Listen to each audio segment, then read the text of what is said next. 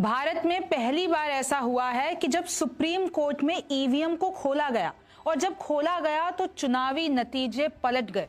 और अब इस खबर के बाद ऐसा लग रहा है कि जो विपक्ष का नैरेटिव है वो कहीं ना कहीं जीत गया है। रिमझिम के 5 पॉइंट्स में आपको यही समझना है कि कैसे एससी में पहली बार ईवीएम खुलती है, नतीजे पलट जाते हैं और पहली बार विपक्ष की, मतलब जो हार गया था, उसकी जीत हो जाती है। अब क्या इससे राहुल गांधी को बल मिल गया है, उनके नैरेटिव को एक नई ताकत मिल गई है, और कैसे इलेक्शन कमीशन बुरा फंस गया है। रिमझिम के 5 पॉइंट्स में सबसे पहला पॉइंट यही, पहली बार सुप्रीम कोर्ट में खुले ईवीएम तो कैसे नतीजे पलट गए। दूसरा है, क्या विपक्ष के नैरेटिव को एक तरीके से जीत मिल गई है, सोशल मीडिया पर खूब बवाल है। तीसरा है, एससी में कैसे बुरा फंस गया चुनाव आयोग। आपको भी पता है सुप्रीम कोर्ट ने ईसी को सख्त आदेश दिए हैं कि वो जो 65 लाख वोटर गायब किए हैं बिहार में एसआईआर करके और जो लिस्ट में, तो वो सबको दो, सार्वजनिक करो, मीडिया को दो।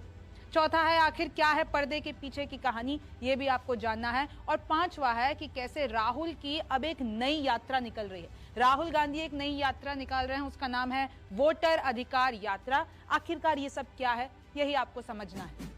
नमस्ते, मेरा नाम रिमझिम जेठानी है और आप रिमझिम के 5 पॉइंट्स देख रहे हैं। सबसे पहला पॉइंट यही है कि आखिरकार भारत में पहली बार कैसे सुप्रीम कोर्ट में ईवीएम खुलती है और नतीजे पलट जाते हैं। ये मामला है हरियाणा के पानीपत जिले का, जो कि बुआना लाखू ग्राम पंचायत। चुनाव कौन सा है? चुनाव है सरपंच चुनाव। अब उसमें 2 साल पहले गड़बड़ी होती है और जब आज सुप्रीम कोर्ट ने, यानी कि अब इतने टाइम के बाद सुप्रीम कोर्ट ने कार्रवाई की, ईवीएम को लिटरली सुप्रीम कोर्ट में खुलवाई, उसके बाद जब मतगणना हुई तो चुनाव नतीजे पलट गए। अस्सलाम वालेकुम व रहमतुल्लाहि व बरकातुहू। अज़ीज़ान मिल्लत इस्लामिया, आप तमाम उम्मती को मुफस्सल की तरफ से सलाम अर्ज़ है। घर में बड़ी पर्दानशीन इज़्ज़तदार माँ और बहनों को मुफस्सल की तरफ से सलाम अर्ज़ है। बल्कि बहरहाल अल्लाह से उम्मीद है आप लोग खैरियत से होंगे, अल्लाह की हिफाजत में होंगे। इन मलूनों की मलामत से, इन फ़िरक़ा परस्तों की फ़िरक़ा परस्ती से, इन दरिंदों की दरिंदगी से, इन मावलिनचरों की मावलिनचिन से, इन बलात्कारियों की बलात्कारी से महफूज होंगे। अल्लाह आप लोगों को अपने हिफ्ज़ अमान में रखे, अल्लाह अपनी हिफाजत में रखे, अल्लाह हर आबाद से, हर शर से महफूज रखे। बहरहाल बहरकैफ आप देश के हालात से भी वाकिफ़ हैं और देश के बाहर के हालात से भी आप लोग बचा वाकिफ़ हैं।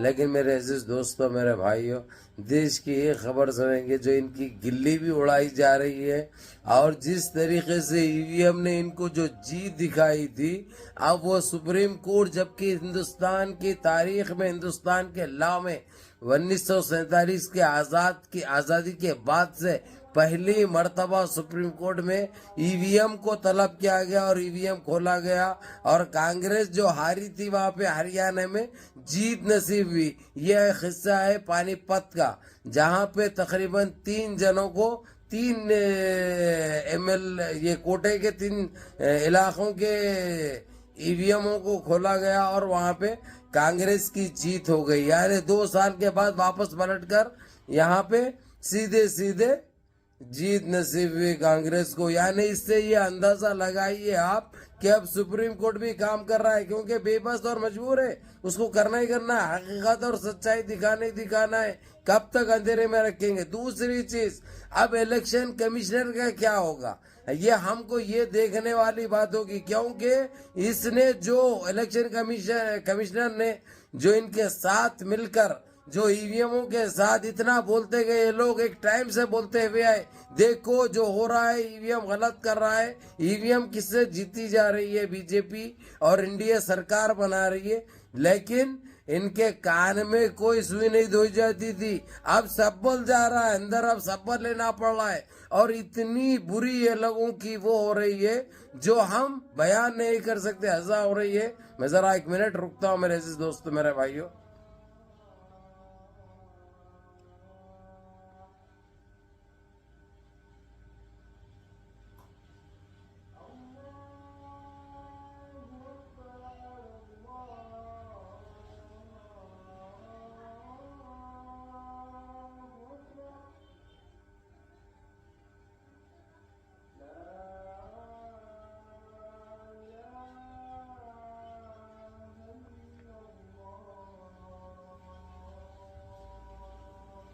اللهم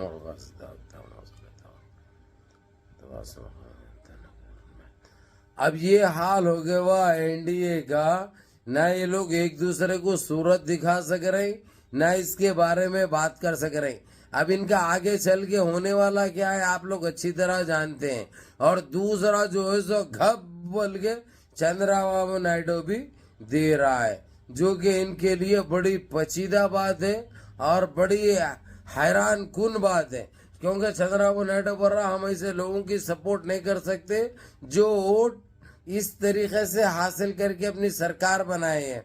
हम ये गुनाह में ये शामिल नहीं होते जो देश के साथ, देशवासियों के साथ और हिंदुस्तान के संविधान के साथ इतना बुरा चीट किया है। हम इसके साथ बिल्कुल नहीं है। और अभी हम जितना हो सके, जितना जल्दी हो सके सपोर्ट हमारी वापस लेते हैं। सपोर्ट वापस लेते हैं, सरकारी गिर जाएगी, लेकिन वो गिरने से पहले ही जो है सो काम सुप्रीम कोर्ट अपना पूरा कर देगा। अब इनको बचने के लिए कुछ भी नहीं है। इन्हों जितना जो करना था, गंदगी फैलाना था, फैला लिया। अब इनका सफाया लगभग तय है। इसमें कोई हिचकिचाने वाली बात नहीं है, ना कोई सोचने वाली बात है। इन्हों जो करे थे अब इनके सामने आ चुका है। तो मेरे अजीज दोस्तों, मेरे भाइयों, मेरी माँ और बहनों, ये बड़ी खुशी की बात है देशवासियों के लिए, जो देशवासियों के साथ इतना बड़ा धोखा हुआ था। अभी उस धोखे को जो राहुल गांधी ने सामने लेके आए, ये लड़ाई राहुल गांधी ने शुरू की थी। अब खातिमा करना आप पब्लिक का काम है। अगर से आप वाकई देश प्रेमी है, देशभक्त है, तो जिस तरीके से हो सकता, जो आज रोडों पर जो निकल आए हैं, ये काम पहले ही करना चाहिए था। लेकिन आपके हाथ में कोई ऐसा मुद्दा, कोई ऐसा प्रूफ, ऐसा सबूत नहीं था, जो कि अब आप लोगों के हाथ में आ चुका है, जो कि इसको ना झुटला सकते, ना इसको दबा सकते। ये अब ये जो तकलीफ उठानी है इनको, और यकीन मानिए जैसे ही ये लोग कुर्सी से हटेंगे, सारे के सारे सलाखों के पीछे जाएंगे। ये चीज की गारंटी मैं लिख के देता हूँ। अब बात तो कड़वी भी है भाई, लेकिन हकीकत है, ये सच्चाई है। कितना गुमराह करे देशवासियों को।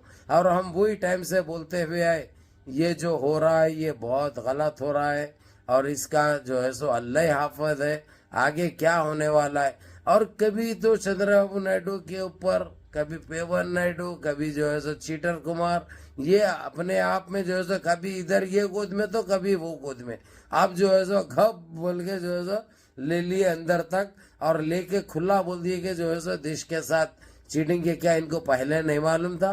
पहले मालूम था। इन्हों ये समझे थे कि ये अंधे भी है, बहरे भी है और गूंगे भी है, ना बोलेंगे, ना सुनेंगे, ना देखेंगे। लेकिन ये कैसा आ गया राहुल गांधी की वजह से, अब पूरों को लग गई जो है सो 360 की, और बहुत जबरदस्त